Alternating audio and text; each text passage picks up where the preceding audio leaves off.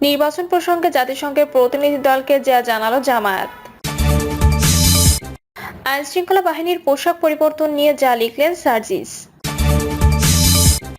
ভোলায় বিএনপি দুই গ্রুপের সংঘর্ষ, আহত 16। জানাবো কাঠগড়ায় দাঁড়িয়ে কাকে চিঠি লিখলেন দীপু মনি, যা বললেন পিপি ফারুকী। এবং সর্বশেষ জানাবো জুলাই অভ্যুত্থানে আহতদের ভোটার করতে হাসপাতালে যাবে ইসি। শুনছিলেন সংবাদ শিরোনাম, এবারে বিস্তারিত। নির্বাচন প্রসঙ্গে জাতিসংঘের প্রতিনিধি দলকে যা জানালো জামায়াত। জাতিসংঘের প্রতিনিধি দলের সঙ্গে সাক্ষাৎ ও বৈঠক করেছে বাংলাদেশ জামাত ইসলামীর প্রতিনিধি দল। জাতিসংঘ প্রতিনিধি দল জাতীয় নির্বাচনে সব দলের অংশগ্রহণের বিষয়ে জানতে চাইলে জামায়াতের পক্ষ থেকে বলা হয়েছে, দলের নীতিগত সিদ্ধান্ত অবাধ ও সুষ্ঠু নির্বাচন, সেটা দলীয় মূলনীতিও।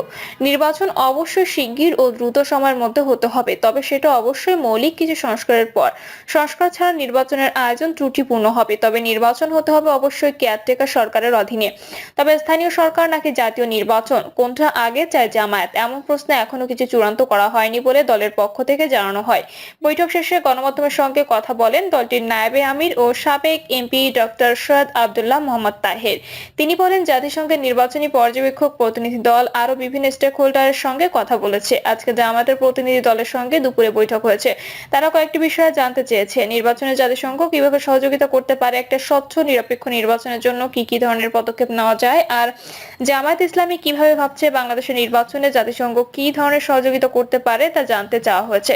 পাশাপাশি জানতে চাওয়া হয়েছে নির্বাচনের সহযোগিতার জন্য জামায়াত জাতিসংঘ সহযোগিতাকে স্বাগত জানায় কিনা।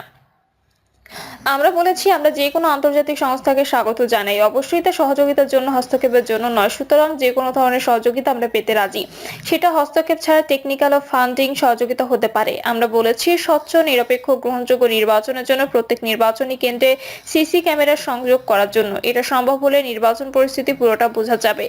ফান্ডিং এর বিষয়টা বড়, এটা নিয়েও কথা হয়েছে, এক্ষেত্রে জাতিসংঘ সহযোগিতা করতে পারে।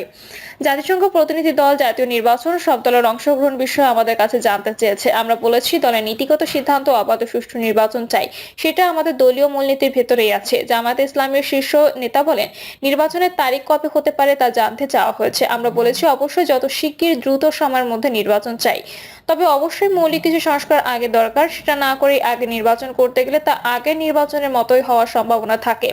নির্বাচন স্বচ্ছ করার জন্য জরুরি কিছু সংস্কার বা পরিবর্তন আগে দরকার। কিছু ইলেকটোরাল ল পরিবর্তন করা দরকার, তাতে নির্বাচন কমিশন আরো বেশি শক্তিশালী হবে। পাশাপাশি সংবিধানের কিছু মৌলিক পরিবর্তন আনা দরকার বলে আমরা জানিয়েছি। মৌলিক পরিবর্তনে আমরা বলেছি যে, যেমন দুইবারের বেশি প্রধানমন্ত্রী কেউ থাকতে পারবে না, প্রেসিডেন্ট ও প্রধানমন্ত্রীর ক্ষমতার ভারসাম্য থাকবে। তাহের বলেন, যেসব সংস্কার কমিশন এরই মধ্যে প্রতিবেদন জমা দিয়েছে, আমরা মনে করি সেগুলো নিয়ে সরকারকে অনতিবিলম্বে রাজনৈতিক দলগুলোর সঙ্গে ডায়ালগ শুরু করা দরকার এবং এই ডায়ালগের মাধ্যমে সচেতনতা স্বচ্ছতা তৈরি করে যথাশীঘ্র সম্ভব নির্বাচনের আয়োজন করা দরকার। অর্থাৎ নির্বাচন আয়োজন করার জন্য মিনিমাম পসিবল নেসেসারি রিফর্মস এর পর নিকটবর্তী সময়ের মধ্যে আমরা নির্বাচন চাই। সাবেক সংসদ সদস্য ডক্টর সৈয়দ আব্দুল্লাহ মোহাম্মদ তাহের বলেন, সংস্কার ছাড়া নির্বাচনের আয়োজন ত্রুটিপূর্ণ হবে বলে আমরা জানিয়েছি। আমরা এটাও বলেছি, সংস্কারের নামে অযথা সময় ক্ষেপণ করা সঠিক হবে না। জাতিসংঘ প্রতিনিধি দল আরো অনেকের সঙ্গে কথা বলবেন।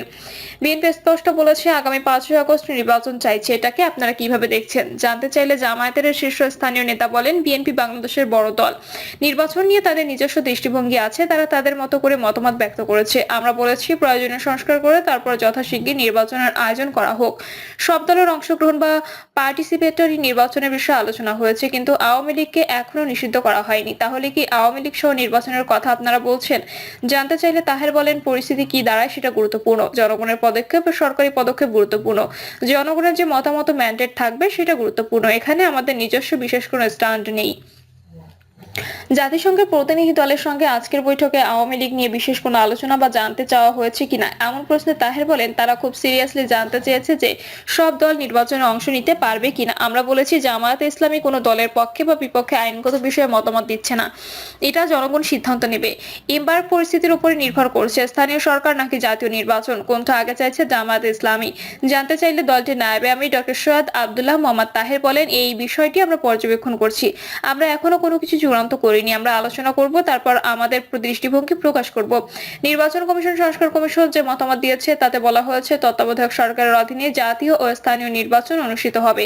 সেটা হলে আলটিমেটলি দলীয় সরকারের অধীনে কোনো নির্বাচন থাকছে না। এটাকে জামায়াত কিভাবে দেখছে?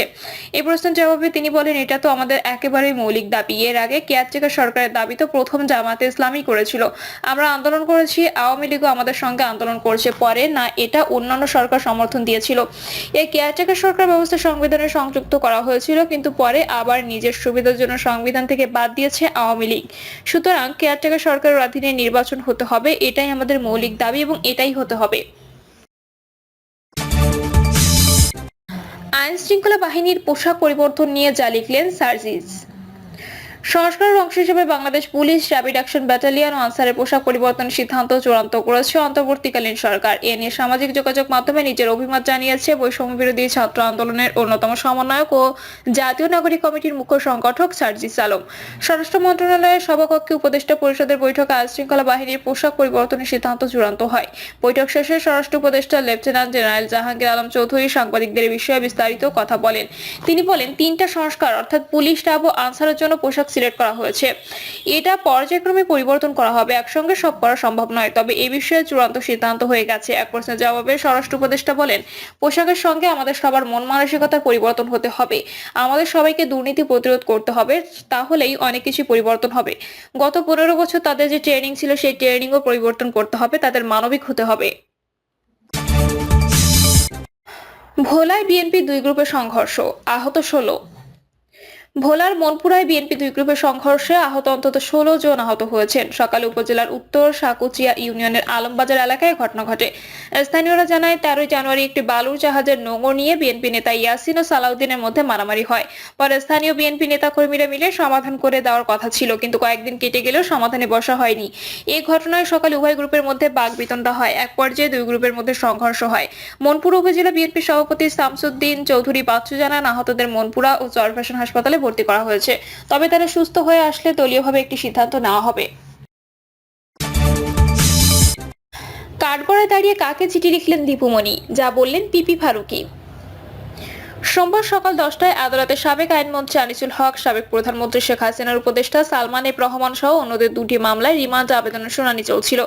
এ সময় আসামির কাঠগড়ায় দাঁড়িয়েছিলেন সাবেক শিক্ষামন্ত্রী দীপুমণি। তার সামনে ছিলেন সাবেক সংসদ সদস্য এ.বি.এম ফজলে করিম চৌধুরী। তার বাঁ পাশে ছিলেন হাসানুল হক ইনু। এক পর্যায়ে দীপুমণির বাঁ হাতে কয়েকটি টিস্যু পেপার এবং ডান হাতে কলম দেখা যায়। পরে টিস্যুর উপর কিছু লিখতে শুরু করেন তিনি। প্রায় 5 মিনিট ধরে টিস্যু পেপারের উপর চিঠি লেখেন সাবেক মন্ত্রী। কাঠগড়ার সামনে দাঁড়িয়ে থাকা এক ব্যক্তির হাতে চিঠিটি তুলে দেন দীপুমণি।